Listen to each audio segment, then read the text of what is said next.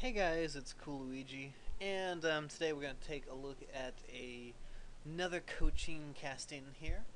The submittor of said coaching is Grin. He is our Protoss player. This is about a diamond level um, match, if I recall correctly. I think, did you say 15 to 2000 diamond level? Um, Anyways, I don't know. Grin, you can tell me in the comments again. I can't remember. So yeah, a couple of housekeeping items while this is getting going here. Um, yeah, sorry, I've been busy with the whole holiday thing these last couple days, so that's why my uploads have slowed. Appreciate the all the views I've been getting and all the messages and things like that. I definitely do appreciate those. Um, As well, yeah, I've been busy working. I worked Christmas. I know that I haven't been feeling well either. Been feeling kind of blah, so if I sound kind of nasty in this cast, that is why. So yeah, just other than that, I mean, good old stuff here. Um, normal stuff going on here for me. I suppose we should get into this. The map is Steps of War, of course. The opponent is IDDQD. ID dude. I don't know what he's trying to get with that one. IDDQD. Yeah. Is the Zerg opponent. And he's actually going like a 10 blow. So awesome stuff there. Awesome stuff. Got the probe coming out here from Grin. I like the early scout. Always good to know. You all should probably get there right as the pool goes down here. And I did kind of preview this one a little bit, Grin, or I should say I tried to cast it and failed miserably because I went over my time by about 3 seconds, so that ruined it basically. So you get the probe down here, you do see the pool. What is your reaction? That's what I want to know. Reaction. You see the pool, see the pool, see the gas, and okay, yeah, nothing too much. Alright, anyways, that's fine here. The first time I watched this Grin, there's not too many things I could point on. You had a really solid game plan here. There was a few spots here, just like right now, where you're actually not producing probes. That is gonna actually come. You'll see here when I point out how much of an issue this actually turns out into be. Um, it does turn into a little bit of a big issue, basically. So, but like I said, we'll get there when we get there. It's been, we're at about 30 seconds of you not making any workers here. Now, I really do like this, what you do here. You know, you got the Zerglin turning in here. You do a nice little surround with the probes and, take them out right away. I really do like that. You burgeoning Protoss players here. That's something really good to do against Zerg here. And then after about a minute, starting to make probes again here. So, I mean, that was a slight issue there with not making probes. You can see you're ahead in probes here, but, with the Zerg going 10 pool, he cuts a lot of drones, and you're not quite as far ahead as you should be.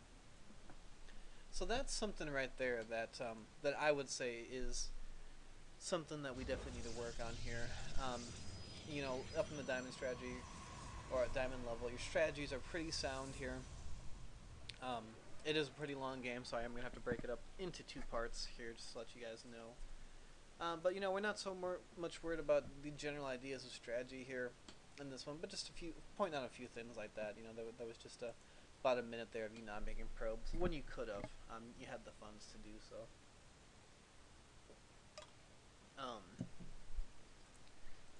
We have a bunch more drones coming out here from the Zerg player. And actually, you do a very good job this game of doing a nice contain on the Zerg here, and we're going to get into that in a moment. By the way, sorry if I sound a little silly today.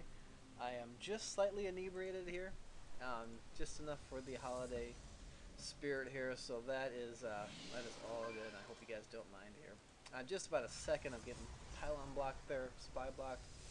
Is all good though. Not gonna harp on that. So the strategy that you go in this one essentially is it's kind of like a two-gate expand into two-gate robo. Um, it's a little more unorthodox here.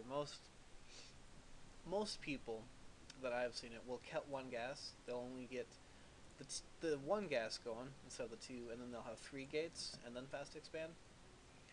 Um, this does give you a little bit more tech and options early, but you are slightly more vulnerable. You can see you do have a little bit less army here. Now at this point too, the minute of not making probes, now you are the three harvesters behind that you could have made during that minute. So you've let the Zerg catch up here a little bit, basically. In the Zerg camp, just to kind of know where we're at here. Obviously, he's going two gas as well. Both he's gonna probably do some kind of 1-2 base muta thing, and he's getting the Evo chamber for probably the carapace for his lings, just to make him a little bit more beefier against those zealots. So that's exactly what he's doing, and you are dropping your nexus at the same time here. So awesome stuff. Most of your chrono boost has been used on probes, but once again, we come to a point here where there's a couple seconds we're not making probes. So there's a little debate on this. Depending on where you are in the game, if you're after the the 5-minute mark is generally how I say it, or if you're at the point where things are starting to get a little hectic, I don't mind players or myself queuing up 2 or 3 or 4 probes. Just because there's, then you are constantly producing. There's not, a few seconds here, a few seconds there when you're not making probes. Like this, we're already at 10 seconds or so. And at that point in the game, you don't miss the 150 minerals as much getting queued up, basically. That's my opinion. Not everyone agrees with that, but it is another thing to point out, I guess. Another way to go about doing that. So you guys can see here, he's got his nexus almost done. Drops a robo, so it kind of is that 2-gate into fast expand into robo with a 3rd gate getting added on there. But we can see here a few of these moments. If we would have been macroing a little bit better with constant drone production, we'd probably still be ahead, and we'd actually be punishing the Zerg a little bit more for being on just strictly one base and the 10 pool, which is a fairly aggressive build. You've done a great job holding that build off. Also, I love having probes up here. That's your second probe, forward probe, just at the bottom of the ramp to see timings, expansion timings and attack timings. I love that. That's awesome stuff here. So like I said, if you would have been macroing a little bit better, you could be punishing the Zerg a little bit more for his aggressive opening instead of being even in harvesters with him. So 3rd gate's just about done. There's gonna be a little bit of attack here. Decent use of force fields here. Would have liked to see maybe 1 or 2 force fields here instead of right there, maybe. Just because that would have helped protect those sentries a little bit more. The zealots can take score damage at the bottom. But I mean, either way, very good job holding that off. You're slightly ahead in units lost after that. But this, we're getting to a point here where you're going to make a little bit more mistake here. One, this gateway is done. As soon as those things are done, or you see them close to getting done, you want to remember to go back there and make that a gateway, which you just did right there. So, nothing too bad here. Dropping the forward pylon, gonna take out this expansion here, because the Zerg doesn't have much going on. Still on one base, going for the heavy mutas here. And you're basically going to punish them, deny that expansion. Awesome job. A Zerg expanding at 10 minutes anyways, was so late. but you're definitely making pay for it. I actually would have liked you to try and split that. Maybe you tried, let about half of them come down there and then throw the force field. You can take off the half, and then the other half is stuck up there basically. So he's got 12 in production, and this is kind of a quick moment I want to point out here. He's got 12 Zerglings in production. You've got your probe up here. I would actually like to see you sacrifice your probe to see that he's got that, and then try and go up here and bait, try and take off as many Zerglings as you can before the other 12s spawn. That is still very good position on your part here, getting jammed up here, trying to make him come to you. I still like that. Good job on that. We're still making one probe, wasting a little bit of chrono boost here. Like to see that used on pumping some more probes out perhaps. Once again he's trying to bait you up the ramp, and you're trying to get him to come down. Don't like that run by as much here. I actually would have liked to see a force field the Zerglings in there and try and take some out here. But we're gonna see a nice push here on your part.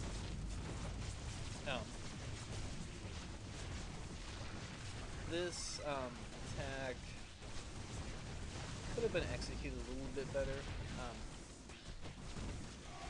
especially losing that immortal there. Oh, not really. Would like to see the mortal shooting stuff down here, and maybe the zealots taking out those Zerglings here. Trying to take out 3 spine crawlers with just a handful of zealots is kind of tough anyways. You did it, but you lost a lot of units. You can actually see you're relatively even. You're not as far behind as you would like to be. And so, and then the mutas are spawning here, and you don't have any anti-air basically. And we are in the middle of if you've been watching the production tab, you haven't been making probes for a while here. I'm actually going to totally ignore this for right now. Haven't been making any probes. Or harvester wise, you're still ahead, but you're on 2 base. You should have way more probes than he does. Only thing I was going to mention about that attack down here, and sorry I'm jumping all over the place. Like I said, getting used to casts again. I had a couple days off here. Out of actually, as soon as you saw those mutas, you should just charge all those melee units. You won't be able to get away from them with not having any anti-air. So, would like to see that. You're still not making probes though. That is a pretty big deal here. Just due to the fact, like I said, you should be killing the Zerg player right now. Him being on 1 base and you being on 2, you can see you have pretty poor saturation there. You do not have great saturation here either. You got 4 gas geysers going, or 4 gas geysers up. You're not mining from this one. So with that many, you don't have a lot of probes mining minerals. So yeah, not much you can do about this when they get mutas. Maybe having a few cannons up preemptively. You've had the forge for a while. You got a few Phoenix, so that's good, but you lose a good chunk of your probes up there. And you got the 1 cannon down here, but should have dropped some out the main here with mutas. You should still be able to harvest gas from that. Yeah, you got good control on those Phoenix, trying to snipe some mutas here and there. You did a pretty good job throughout the game in keeping the muta count relatively low here. But we can still see your start. You had 1,000 in the bank just a little bit ago, and you're starving for minerals again, just because you're so low on probes. You're down to 15 after that little attack here.